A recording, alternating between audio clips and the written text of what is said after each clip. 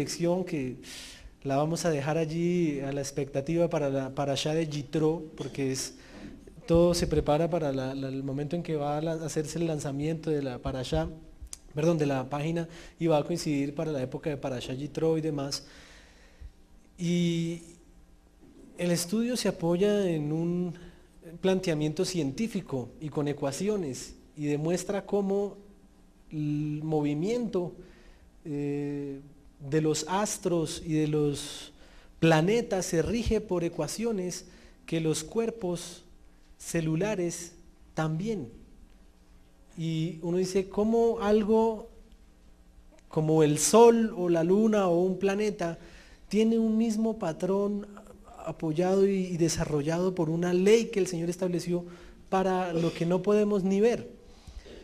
Y de ahí aprendemos que el Señor es especial y Él es cuidadoso con cada detalle. Él es detallista y Él se fija en las fechas, en los tiempos. Y hoy es un día especial.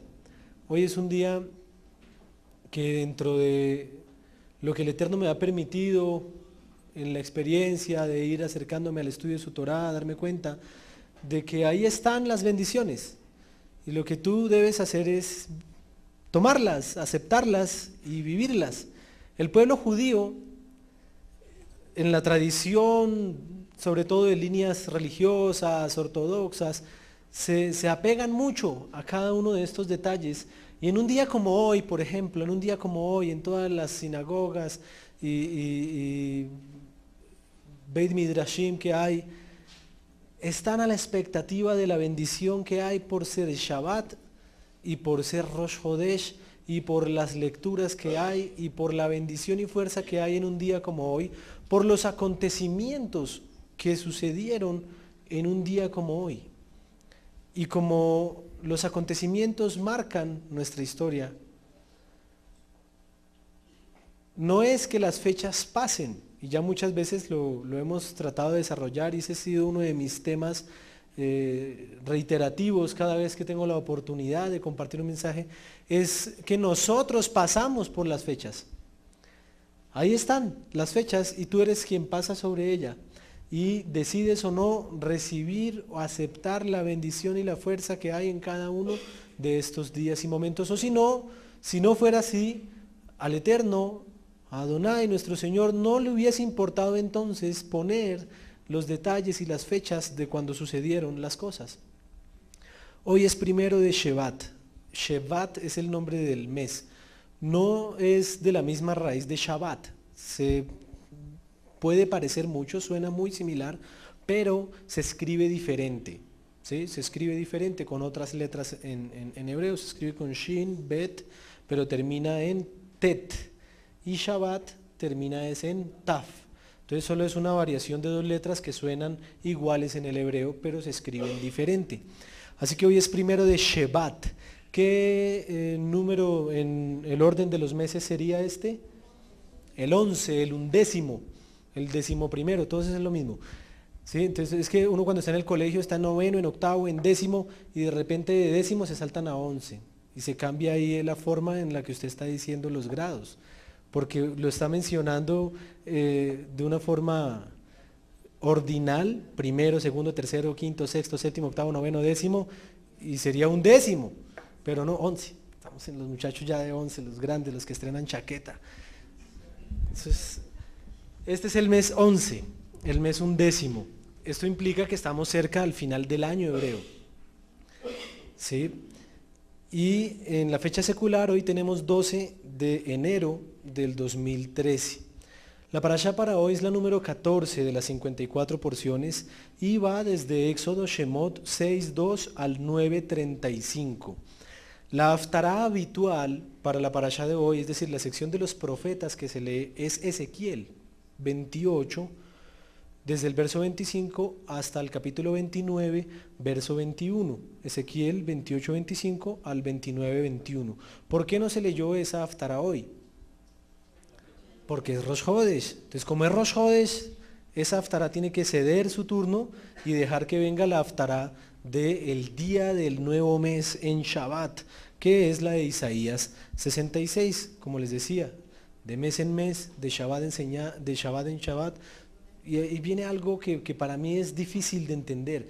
Los rabinos, de hecho, actualmente, pues ni por las curvas, ellos dicen, no, eso es una forma, un hebraísmo, decir que toda la humanidad, porque no logran imaginarse a toda una humanidad delante del Señor de Shabbat en Shabbat y mes tras mes adorándole y reconociéndole como el único, pero sabemos que así será.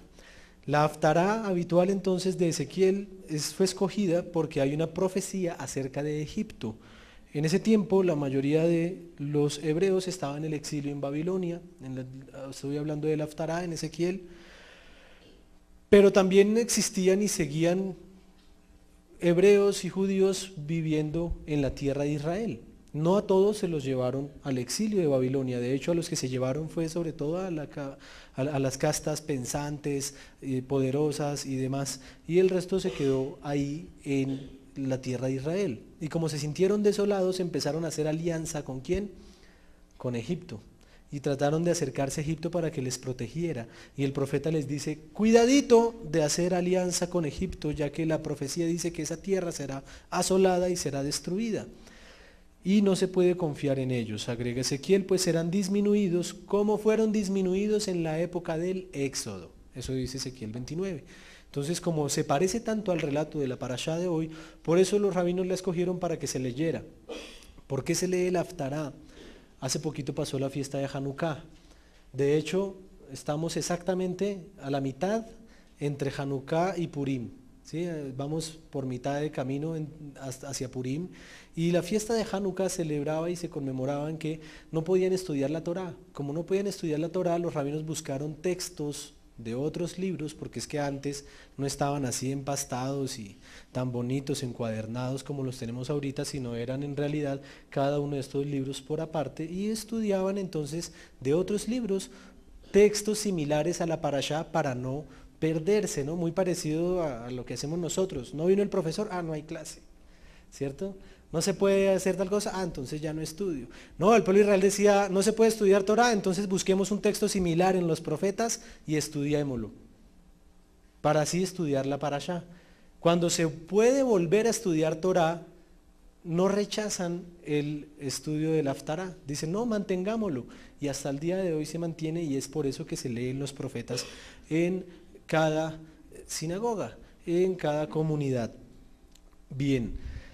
Como les dije ya entonces, Isaías entra y reemplaza el día de hoy a esta Haftará de Ezequiel, dándonos una promesa increíble, que en un día como hoy, de manera doble, hay una promesa de que estaremos delante del Señor. Nosotros ya nos estamos un poco como adelantando a esa profecía y lo estamos viviendo, y es una bendición saber que tú y yo hoy estamos viviendo en parte lo que aquí está profetizado, y es que en Shabbat y Luna Nueva estamos delante del Señor adorándolo, dándole gracias, invocando su nombre y dejándonos bendecir por él. El nombre de la parashá de hoy, conforme a la antigua costumbre hebrea de llamar cada pasaje con la palabra que comienza, es Baerá, Baerá, que se puede traducir como y me aparecí, y me mostré. Viene la raíz hebrea Raá, Raá viene de lirot, es ver en hebreo, como quien dice me dejé ver. Y hay toda una cantidad de acepciones a este verbo hebreo: aparecer, aprobar, atender, buscar, considerar, contemplar, descubrir. Bien, hay más de 30 acepciones, y es lo hermoso del hebreo. Una sola palabra dice muchas cosas.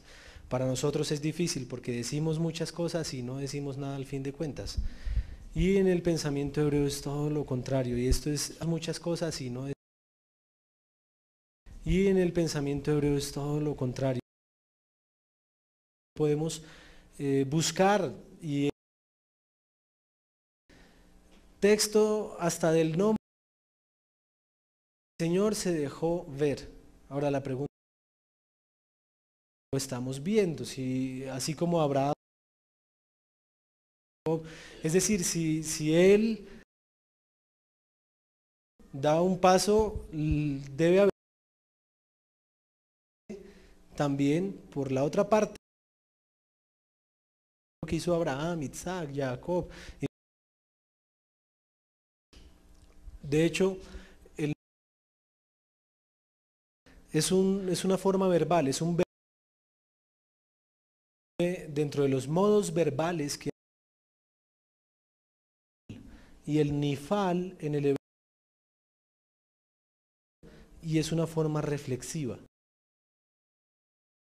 Él no es que hace la acción, sino la acción de decir barro el patio, que el patio es barrido.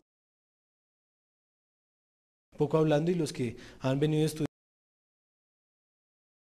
de entender un poco cómo es que funciona la escritura y cómo eso cambia, que él se apareció,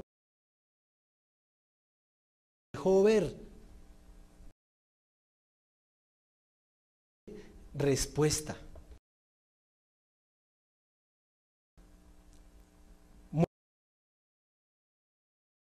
Ahí está presente.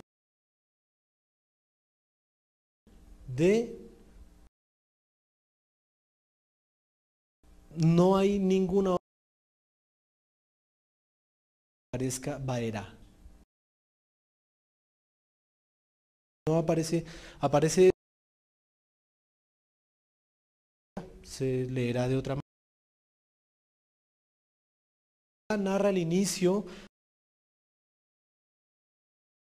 Y en esta parashá leímos cuánto. La parashá de hoy se leen 7. Tiende a confundir y cree que es revelación. 7. Y esto es algo muy... Elohim castigó a... El proceso total de las plagas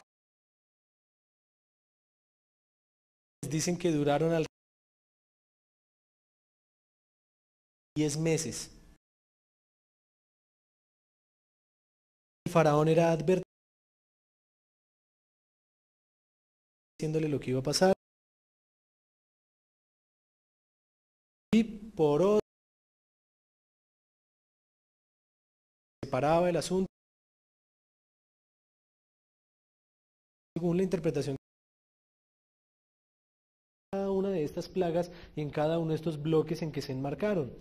Luego de estas primeras 3 plagas viene la de los piojos, en la cual los brujos reconocen que no es hechicería sino la mano de Elohim. Con todo esto el faraón sigue terco y no acepta. La 4ª plaga es una plaga bien curiosa, no sé cómo digan sus versiones, desde el versículo 20 en NBI, que dice moscos, tábanos. Bueno, la palabra hebrea es arov. Arov son como insectos venenosos, mezcla de animales salvajes, dicen algunos, porque también hay una alusión a que ese arov no eran moscas, sino eran animales salvajes. De hecho, pues cuando se elaboran los materiales para los niños en las clases, alguien encontró una vez un profesor y le dijo, no, venga, Dudo, aquí esto está mal porque mira, una plaga parece un león, un tigre, una pantera, un oso. Entonces, no, es por la interpretación que hay dentro del judaísmo de que Arov era o podía entenderse como animales salvajes. Nuevamente allí el faraón accede a liberarlos en el momento de la crisis, pero se vuelve a entercar en el momento del alivio. Luego viene la 5ª y la 6ª plaga, Deber y Shejin. Deber es peste, se ha traducido como una úlcera en el ganado, como algo así, y Shejin sí es úlcera. El faraón ni siquiera accede durante la crisis, y es a partir de la 6ª que Elohim endurece su corazón, privándole ya de su libre decisión. Entonces vemos que primero hay un proceso de endurecimiento personal. Él es quien decide no aceptar. Y a partir de determinado momento, lo que hace el Señor es, apoyado en ese endurecimiento que fue personal, en decisión y de libre albedrío, reforzarlo y apoyarse en eso. De ahí es en donde es increíble ver cómo están los verbos en hebreo cuando se utilizan estos pasajes en donde dice el faraón endureció o fue endurecido el corazón del faraón, porque no siempre dice igual, no dice el faraón endureció su corazón y en otras ocasiones dice fue endurecido el corazón del faraón. Y ahí tenemos entonces, ya para concluir la parashá, la séptima plaga, barad, se dice en hebreo, granizo.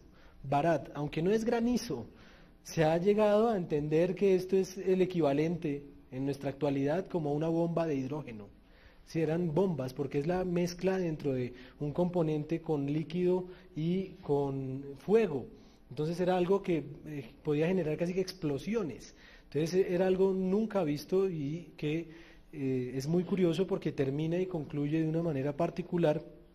Es la primera vez que esto se desarrollaba y se veía en Egipto, y está conectado con la época del año en el que estamos. Porque en esta época del año, de una manera interesante, en esta región, digamos, de la cuenca del Mediterráneo, en Israel, están en invierno, y como nunca antes hay granizadas y hay inundaciones que están muy relacionadas con el mes en el que nos encontramos, y es muy bonito que la parashá termine ahí hablando de las fuertes lluvias, y lo deja así para esperar al siguiente Shabbat. Es en esta la única plaga que el faraón va a decir, pequé esta vez, y accede aparentemente a que les sea permitido el ir y ofrecer sacrificios y demás, pero luego desiste nuevamente. ¿Qué bendiciones hay en esta parashá segulot, que se llaman en hebreo, como esos textos que tú puedes agarrarte a ellos como promesas o bendiciones? Toda la parashá probablemente es una segulá, es una bendición para orar y pedirle al Señor que nos libre de cualquier situación difícil, de cualquier situación de opresión, de cualquier situación de esclavitud o de estar sometido, para así buscar una respuesta milagrosa como le sucedió al pueblo de Israel. También para aquella persona que tenga crisis espiritual, que se sienta que está espiritualmente como decaído y demás, bueno, allí se habla también de que la esclavitud de Egipto no fue una esclavitud netamente de una cuestión secular, de trabajo, de algo netamente relacionado con el aspecto humano y demás, sino que fue también un proceso que se llevó en los corazones de ellos y en sus vidas, porque después de estar tantos años sometidos en esa esclavitud, era difícil pensar que había otra forma de vida y que había otra alternativa, y por eso hay tantos señales y tantos prodigios. El Señor los pudo haber liberado, ya me los llevo y punto, y se va. Pero ahí entonces no hay un proceso ni un trabajo en el corazón de ellos, y no van a entender, y va a ser un impacto. Eso es como un niño que está en un hogar de huérfanos y de repente usted llega y saca y se lo lleva y lo mete a su casa con todos los facilidades y medios y demás. Para él va a ser un choque, porque fue una terapia en donde no hubo un proceso. Pregúntenos si nos pasó. Cuando mis papás estaban con Joshua, él a las 3, 4 de la mañana se levantaba, prendía los equipos de sonido, abría la nevera, quería ruido, todo, porque se sentía solo, se sentía impactado, porque era un proceso en donde él venía de estar en la calle a estar en un lugar en donde, pues, ¿dónde está la bulla? ¿Dónde está la cosa? ¿Dónde está el que la gente está por ahí? Y fue todo un proceso bastante difícil, pero se fue adaptando y demás. Nosotros, eso mismo nos pasa en el Señor. Queremos que nos saque de una situación a la otra inmediata, pero es que llevo 20 años en este problema y quiero que me saque ya, ¿no? Y no, así mismo es. En el Señor todo es procesual. En el Señor todo va paso a paso y Él nos va enseñando algo hermoso, y en eso probablemente está centrado el mensaje principal de hoy, en donde todo es un proceso, todos son pasos, todo es un mapa a seguir, y de ello debemos aprenderlo. Así que, así como el Señor sacó y buscó que saliera de Egipto del corazón de ellos, puede salir de nuestro corazón el desánimo y todo sentimiento de decaimiento espiritual y demás.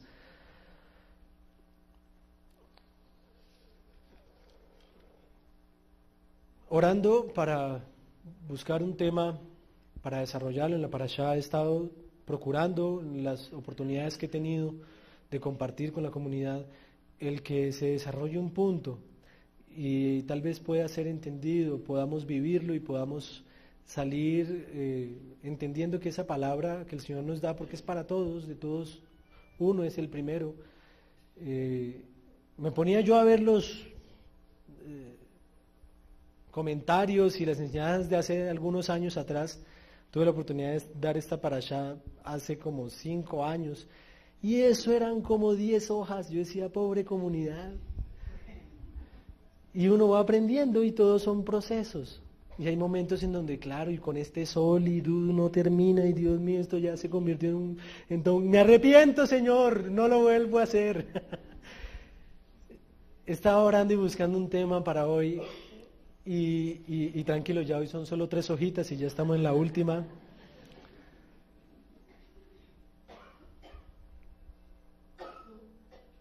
Me di cuenta que dentro de lo que acaba de pasar en Estados Unidos, con todas las premiaciones y demás de las películas, hay una que es la que quedó como la más galardonada y premiada. ¿Cuál fue? La de Abraham Lincoln, hecha por Steven Spielberg. Y pues bueno, nosotros nos llegará por ahí en un año, tal vez, mientras la traducen, mientras la adaptan, le hacen toda la cantidad de cosas, pero es una película que salió en noviembre en Estados Unidos, o sea, es muy reciente, y nomás con el mes que lleva ya está pues arrasando en taquilla, etcétera, y es parte de la vida de Abraham Lincoln, una parte fundamental. Abraham Lincoln, para los que no sepan, no, y a mí me tocó meterme a ver quién era el personaje, dónde nació, etcétera, porque eso es como Job.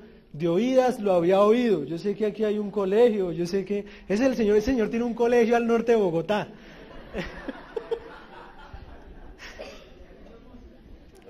El señor es dueño de unos buses amarillos que yo he visto por ahí. Fue un joven que no estudió, que nació en un contexto agrícola, en una granja, dentro de un hogar bautista. Pues de ahí parte también la fe, el nombre de Abraham, etcétera. Pero su desarrollo fundamental a nivel político fue algo que está conectado y relacionado con la parashá de hoy, y me aterra sobremanera, porque él fue uno de los que postuló la 13ª enmienda a la Constitución de los Estados Unidos. Y la 13ª enmienda, vean ustedes lo que dice. Sección 1. Ni en los Estados Unidos, ni en ningún lugar sujeto a su jurisdicción habrá esclavitud ni trabajo forzado, excepto como castigo de un delito del que el responsable haya quedado debidamente convicto. Sección 2. El Congreso estará facultado para hacer cumplir este artículo por medio de las leyes apropiadas. Esa era toda la enmienda. Y es aterrador. Esto fue propuesto el 31 de enero, o sea, estamos cerquita en fecha, digamos, por días, de 1865. Fue propuesto por Abraham Lincoln y todo un grupo de los que estaban haciendo todo este trabajo de tratar de abolir la esclavitud en Estados Unidos. Y la enmienda la adoptan hasta el 6 de diciembre de 1865, o sea, la estudian todo un año. ¿Cuántos párrafos tiene? Como 3. Y es todo el conflicto de llegar y de debatirla y de aceptarla o no, todo un año, porque desde el 31 de enero hasta el 6 de diciembre de ese año se estudia que no puede haber esclavos. ¿Hace cuánto fue esto? 148 años. Hace 148 años.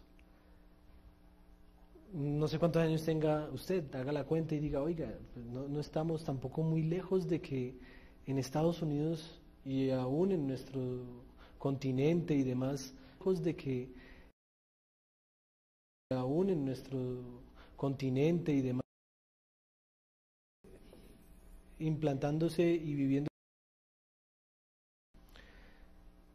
Y a la vez un tema como este, que es el que se desarrolla, sea tan actual, porque hasta el día de hoy esclavitud. En cantidad de percepciones y de formas también de desde veces, pero es que a veces aterrizar es bueno. El marido de tierra era un esclavo. Otra persona era un esclavo. Un lugar propio. La cosa no ha cambiado mucho. Y la relación que hay en cuanto al concepto de semana. De una manera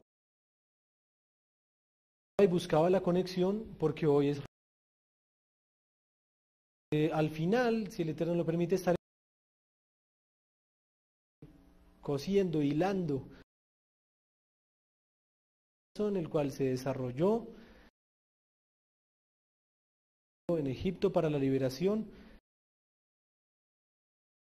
base para personas casi 3000 años después. La película y pues va a ser bien. Así que quisiera